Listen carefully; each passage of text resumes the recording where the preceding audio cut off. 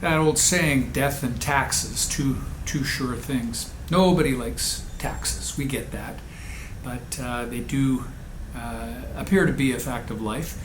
But think about it, if you're a government and you poll the people and say, hey, how about if we add a tax to your income or a tax to your property or what have you? It doesn't poll very well. It's a sure way to get your ass kicked out. So taxes, they have to administer and add them in a very careful way if they want to hang on to their levers of power. The other option is confiscation. Now, confiscation from a government standpoint, that's very different. You know, people say, when does that happen? But, expropriation of land. We're going to run an airport right through here, and we're taking your land. It's needed to put the new runway in. Or how about land that used to be a village that they flooded with water so that they could have a hydroelectric dam, and basically everything that you knew for 1,000 years is gone. It's now underwater. That's confiscation. Now, of course, we don't hear that happening too much, but it can happen, and the government can just by decree do this. There's another thing, however, that is almost invisible. It's insidious, and it's a tool of the government. It's called inflation, and we're going to get into that and discuss how you are being robbed blind. You see, we're on a mission. We're on a mission. You see, a mission from God.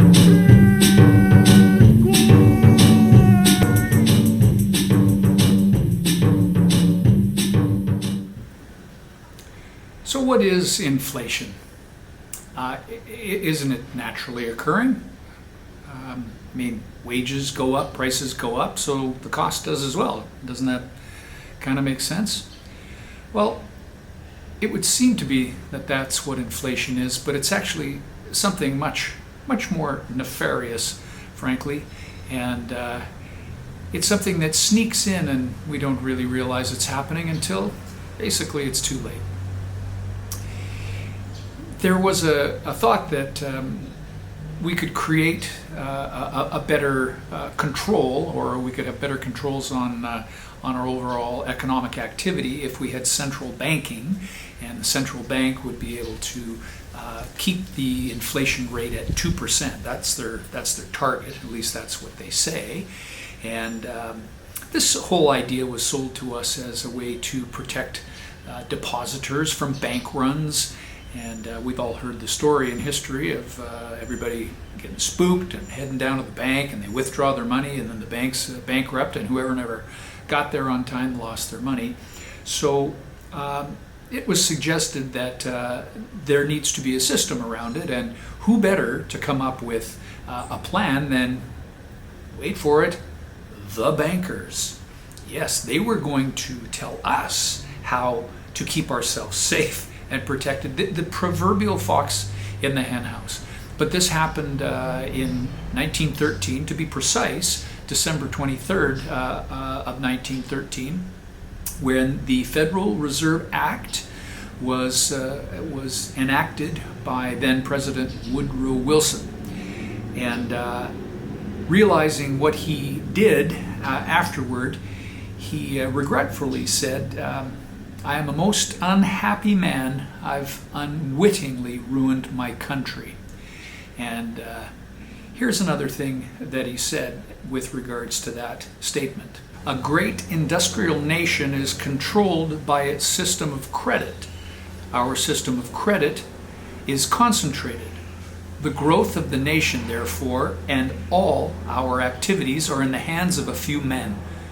We've come to be one of the worst ruled, one of the most completely controlled and dominated governments in the civilized world, no longer a government by free opinion, no longer a government by conviction and the vote of the majority, but a government by the opinion and duress of a small group of dominant men.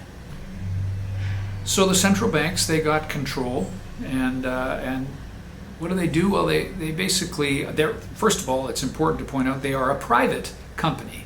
In the United States, they call it the Federal Reserve, but the saying as it goes is they're no more federal than Federal Express. All right? They're not a government, they're a private corporation. They are private companies owned by what we refer to as the elite families in the world. And I'm not going to get into that right now, but this is not make-believe. There are family names, and you'll recognize some of them.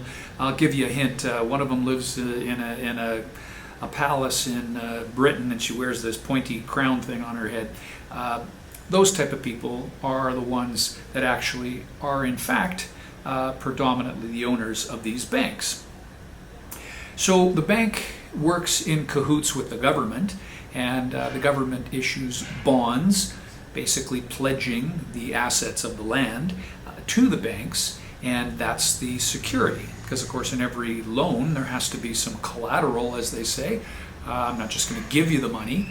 So a government can prove they have a tax base, and therefore the people of the land, through taxes, through confiscation, like we were just talking about, and I'll show you how inflation also helps pay these bankers back the money that they literally invent out of thin air. So what's the levers, or what are the levers, and how does this all work? The economic system that is predominantly in use around the world today is referred to as Keynesian economics. It was a philosophy of an economist, John Maynard Keynes. He became, I would call, the lackey of the power elite, and they liked what this guy had to say.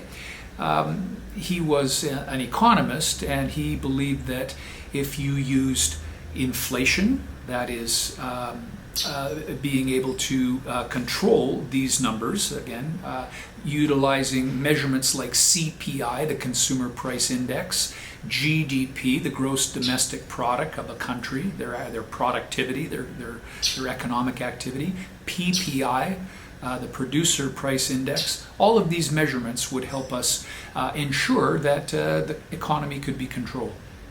So the levers that they were given were interest rates. They could raise them, they could lower them, and the other lever is monetary policy, or printing money, basically. So this is how the government has been able to maneuver things. Again, keeping this imaginary number that they've created, nobody really knows why, 2%. As long as we keep inflation in 2%, life's good. Well, how do they know if we're in that 2% inflation rate? They have a basket, they refer to, a basket of goods, and they take a look at it and they say, well, these are the things that you buy, and as the price of those goods goes up, therefore inflation must be going up. But remember, these people are clever and they don't want to be caught in their own game. So in that basket, let's say for example there was meat, and the cut of meat is a ribeye steak, and it's, I don't know, $10 a pound. If you want to go to the store and you buy ribeye steak, and that's part of the basket of goods, considered your food, a necessity. But if the steak goes up to $20 a pound, rather than it being 100% inflated, what they do is they replace the steak with hamburger. Hamburger is now $10 a pound, and therefore our consumer price index, our CPI, doesn't change. It's still in that perfect 2% range. These are the games that get played, used with inflation. But as we know, that isn't how things go. The price of gas is doubled from last year, but they don't put that in the basket. You'd have to ask a Nobel Prize winning economist why that is the case. Anyways, let's leave that for now. The other ability, which is interest rates. So interest rates are kind of a double-edged sword. They can be good if you're saving. If you're a pension fund, these are a good thing. You want to have an interest rate that earns some revenue on your savings.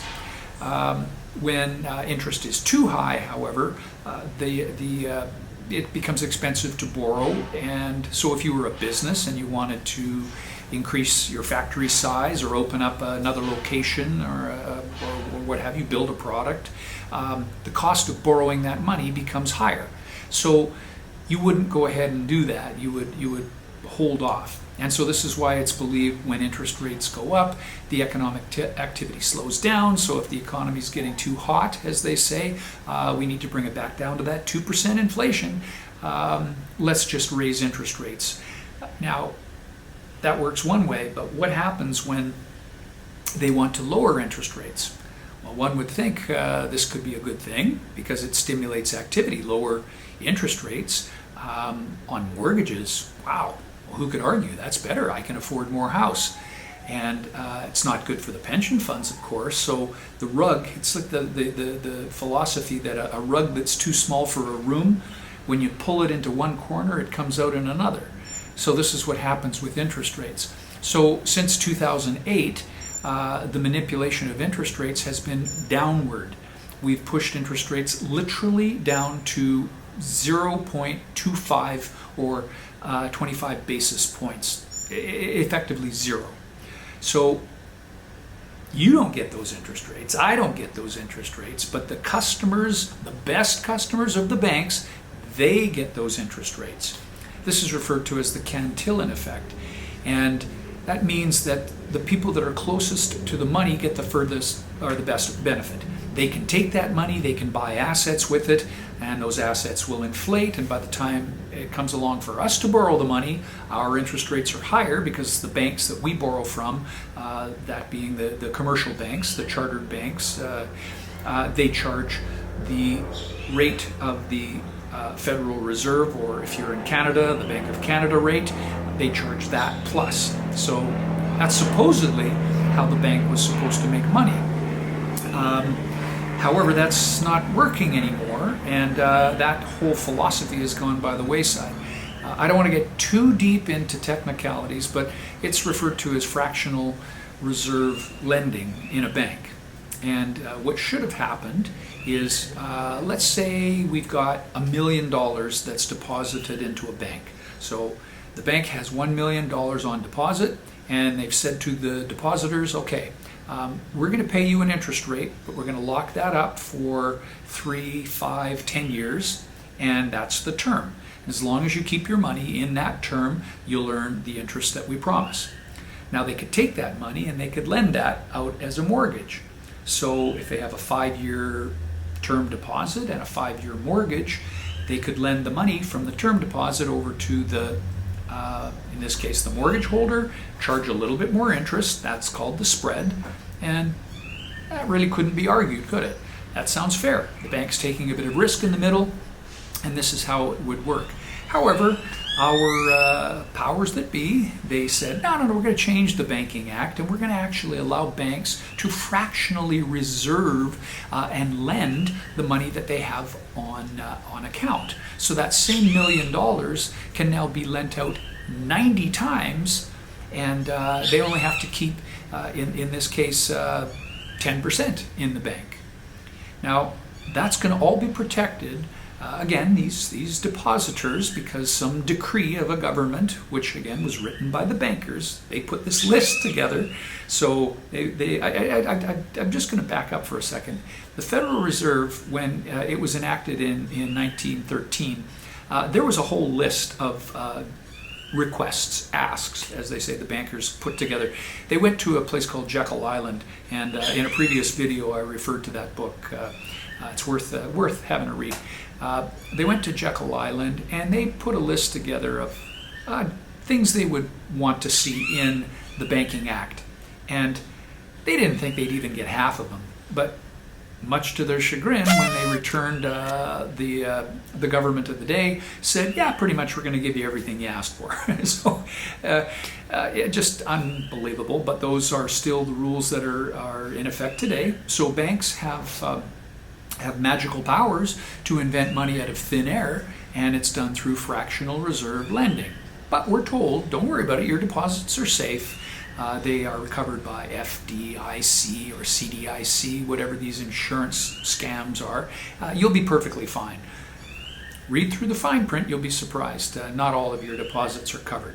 Nonetheless, the banks are now able to, because of a stroke of a pen in the last couple of years, they don't even have to hold 10% anymore. A bank literally can type on a computer, invent $1 million mortgage, put you on the hook as the creditor. That money was invented out of thin air. All right, and this is how our system has been working for a while. So we have fractional reserve lending. We have banks like the central banks that are now lending to countries in the same manner, inventing money out of thin air, saying, here you go, you can use this money. So how does a bank, or sorry, how does a country get a hold of money? Don't they just print their own, don't they have a treasury and they mint coins and print paper dollars? Actually, that's not the case at all. In the case of countries and their central banks, the money is actually created out of debt. And this is something that is a little bit hard to get your head around. I'll try to explain it as simply as possible. All money comes into existence as debt. The government says to the central bank, we will float a bond. Essentially, we're going to put up the guarantee of our tax base that we will pay you back the money. So it's called a bond. We'll sell the bond on the open market, and the central banks around the world will buy this bond at interest. We, the people that have to pay it back, have to pay this interest, and the central bank will lend our country the money, to which they print into these notes.